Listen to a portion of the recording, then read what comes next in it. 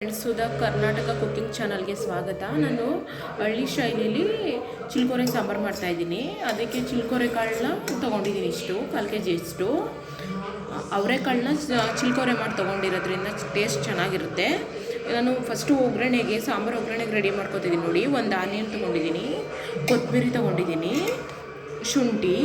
ಇದನ್ನು ಫಸ್ಟು ಈರುಳ್ಳಿ ಖಾರನ ರುಬ್ಕೊಳ್ಳೋಣ ಬನ್ನಿ. 2 ಸ್ಪೂನಷ್ಟು ನಾನು ಆಯಿಲ್ ಹಾಕಿದ್ದೀನಿ. ಆಯಿಲ್ಗೆ ಆವಾಗಲೇ ತೋರಿಸಿದ್ನಲ್ಲ, ಒಂದು ಈರುಳ್ಳಿ, ಕೊತ್ತಂಬರಿ, ಶುಂಠಿ.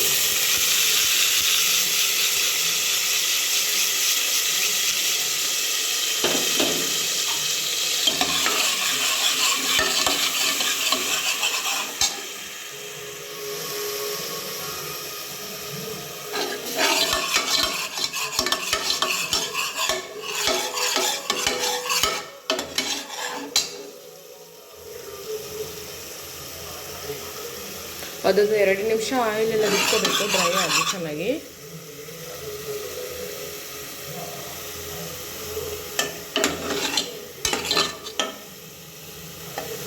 ನಾನು ಹಳ್ಳಿ ಶೈಲಿ ಮಾಡ್ತಾ ಇದ್ದೀನಿ.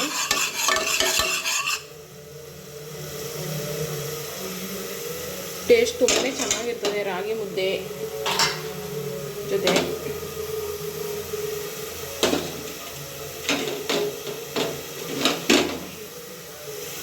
ನೋಡಿ, ಕಾಣಿಸ್ತಾ ಇದೆಯಲ್ಲ, ಆಯಿಲ್ ಎಲ್ಲ ಬಿಟ್ಕೊಂಡಿದೆ.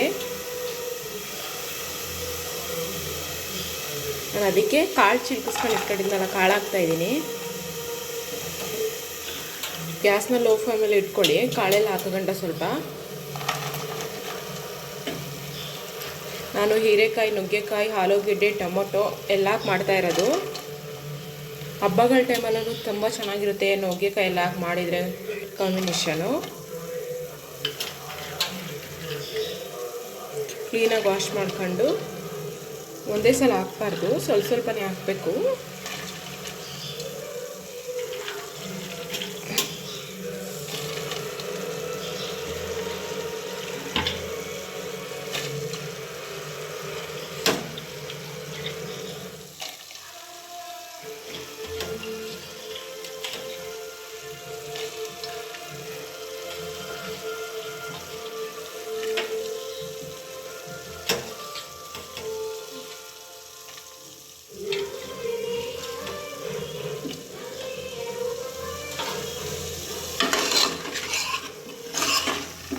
ಮಿಕ್ಸ್ ಮಾಡಬೇಕು ಪೂರ್ತಿ ಚೆನ್ನಾಗಿ.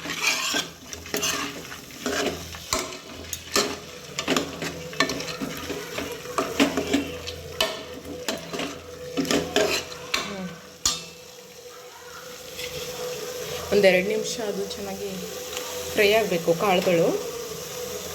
ಈ ಕಾಳನ್ನ ಜಾಸ್ತಿ ಬೇಯಿಸೋಕ್ಕೂ ಆಗಲ್ಲ, ಅವೆಲ್ಲ ಪೂರ್ತಿ ಬೆಂದೋಗ್ಬಿಡುತ್ತೆ. ಆಮೇಲೆ ತಿನ್ನೋಕ್ಕೆ ಏನೂ ಸಿಗಲ್ಲ ಕಾಳುಗಳು.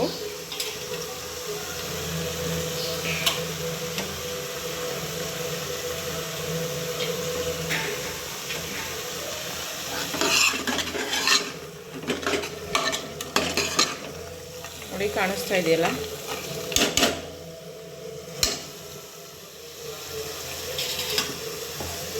ನಾನು ಅದಕ್ಕೆ ಆವಾಗಲೇ ಕಟ್ ಮಾಡ್ಕೊಂಡು ಒಂದರಲ್ಲಿ ಅರ್ಧ ಹೀರೆಕಾಯಿ ಮತ್ತು ಒಂದು ಆಲೂಗೆಡ್ಡೆ ಇಟ್ಕೊಂಡಿದ್ದೆ, ಅದು ಹಾಕ್ತಾಯಿದ್ದೀನಿ. ಒಂದು ಟೊಮೊಟೊ ಹಣ್ಣು ಕಟ್ ಮಾಡ್ಕೊಂಡು ಇಟ್ಕೊಂಡಿದ್ದೆ, ಅದು ಹಾಕ್ತಾಯಿದ್ದೀನಿ. ನುಗ್ಗೆಕಾಯಿ ನಾನು ಇವಾಗ ಹಾಕಲ್ಲ. ಕಾಯಿ ಮಸಾಲೆ ಎಲ್ಲ ಹಾಕಿದ್ಮೇಲೆ ನಾನು ನುಗ್ಗೆಕಾಯಿ ಹಾಕ್ತೀನಿ. ಇವಾಗ ಹಾಕಿದರೆ ಟೇಸ್ಟ್ ಚೆನ್ನಾಗಿರಲ್ಲ. ಒಗ್ಗರಣೆಲೆಲ್ಲ ಅದು ಪೂರ್ತಿ ಇದಾಗೋಗ್ಬಿಟ್ರೆ ತಿನ್ನೋಕ್ಕೆ ಏನೂ ಸಿಗಲ್ಲ ಆಮೇಲೆ ಅದು.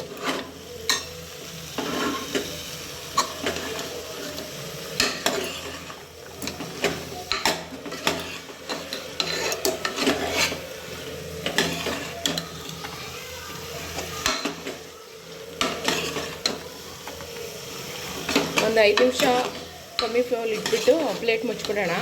ಅಷ್ಟೊತ್ತಿಗೆ ಕಾಯಿ ಮಸಾಲೆ ರೆಡಿ ಮಾಡ್ಕೊಳ್ಳೋಣ.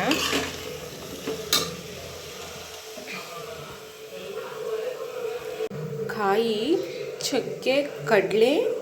ಚಕ್ಕೆ ಅಂದರೆ ಜಾಸ್ತಿ ಹಾಕಿಲ್ಲ, 1 ಸ್ಪೂನಷ್ಟು ಪುಡಿ ಮಾಡಿಟ್ಕೊಂಡಿರೋದು ಪುಡಿ ಹಾಕಿದ್ದೀನಿ. ಗಸಗಸೆ ಹಾಕಿದ್ದೀನಿ, ಹುರ್ಗಡ್ಲೆ, ಒಂದೇ ಒಂದು ಟೊಮೊಟೊ ಕಟ್ ಮಾಡಿ ಹಾಕ್ಕೊಂಡಿದ್ದೀನಿ. ಮನೆಯಲ್ಲೇ ಮಾಡಿಟ್ಕೊಂಡಿರೋ ಸಾಂಬಾರು ಪುಡಿನ 1 ಸ್ಪೂನು, ಒಂದು ಅರ್ಧ ಅಷ್ಟು ಹಾಕಿದ್ದೀನಿ. ನಿಮ್ಮ ಖಾರಕ್ಕೆಲ್ಲ ಎಷ್ಟು ಬೇಕಷ್ಟು ನೀವು ಹಾಕಬೇಕು. ಕ್ವಾಂಟಿಟಿ ಜಾಸ್ತಿ ಬೇಕಾ ಕಮ್ಮಿ ಬೇಕಾ ನೋಡ್ಕೊಳಕ್ಕೆ ನಾನು ಒಂದು 2 ಟೈಮ್ಗೆ ಆಗೋಷ್ಟು ಸಾಂಬಾರು ಮಾಡ್ತಿದ್ದೀನಿ. ನಾನು ಆವಾಗಲೇ ಹಾಕಿದ ಕಾಳೆಲ್ಲ ಹಿಂಗಾಗಿದೆ. ಈಗ ಮಸಾಲೆ, ಕಾಯಿ ಮಸಾಲೆ ಹಾಕೋಣ. ನಮ್ಗೆ ಎಷ್ಟು ಸಾಂಬಾರು ಬೇಕಷ್ಟು ಅದಕ್ಕೆ ಹಾಕಬೇಕು. ನೀರು ನಿಮ್ಗೆ ಎಷ್ಟು ಸಾಂಬಾರು ಬೇಕೋ ಅಷ್ಟು ಹಾಕ್ಕೊಳ್ಳಿ. ಸಾಂಬಾರು ಹಿಂಗೆ ಕುದಿ ಬಂದಮೇಲೆ, ಒಂದು ಕುದಿ ಬಂದು ಉಪ್ಪೆಲ್ಲ ಹಾಕಿದ ಮೇಲೆ ನುಗ್ಗೆಕಾಯಿ ಹಾಕಬೇಕು. ಅವಾಗಲೇ ಒಳ್ಳೆ ಟೇಸ್ಟು. ನಾನು ಸಿಪ್ಪೆಲ್ಲ ತೆಗೆದು ಇಟ್ಕೊಂಡಿದ್ದೀನಿ ನೋಡಿ.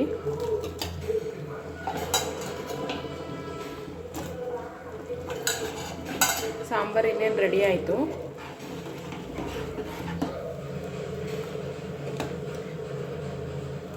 ಇವಾಗ ನುಗ್ಗೆಕಾಯಿ ಒಂದು ಕುದಿ ಬಂದರೆ ಸಾಂಬಾರು ರೆಡಿ ಆಯಿತು.